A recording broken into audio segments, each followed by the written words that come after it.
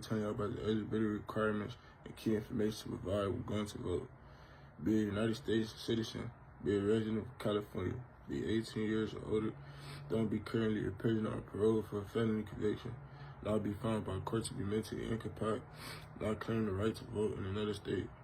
Key information to provide: your full name, your date of birth, your driver's license, your last 4 digits, your social security number, your current residential address, and your party reference. Today I will be talking about minimum wage in South Central LA, and I'll also be going through on how to register and vote to push for changes because even your vote matters. If you live in LA, then you probably already heard how expensive rent is over here. LA has one of the highest rent costs in the US, and a big percent of the families that live in South Central live paycheck to paycheck. Raising wages will boost the local economy from workers earning more money and spending more in local businesses in South Central. The people want higher wages so they can have money in their pocket not to just afford, but to also buy groceries, transportation, and healthcare.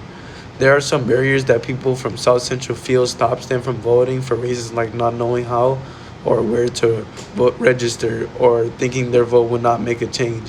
Your vote can change wages for essential workers, lower poverty rates, and stronger local businesses. We should vote for changes for minimum wage in LA for a lot of reasons and different occasions. But right now, I'm gonna tell you some barriers that can stop you from voting. One is requiring citizenship to provide proof of citizenship through documents that many of us don't have, like a passport on us or birth certificate that many of us don't really carry on us.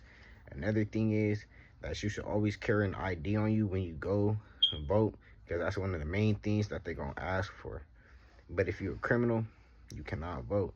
And some things that we should vote for to change minimum wage is because a lot of people, like one of my fellow partners said, that it's a lot of people out here living from paycheck to paycheck and just struggling out here, which is not good. And if we raise minimum wage, we'll have more money in the community, which means higher paying jobs, less fortunate people, and more money overall, and more of us will be more successful.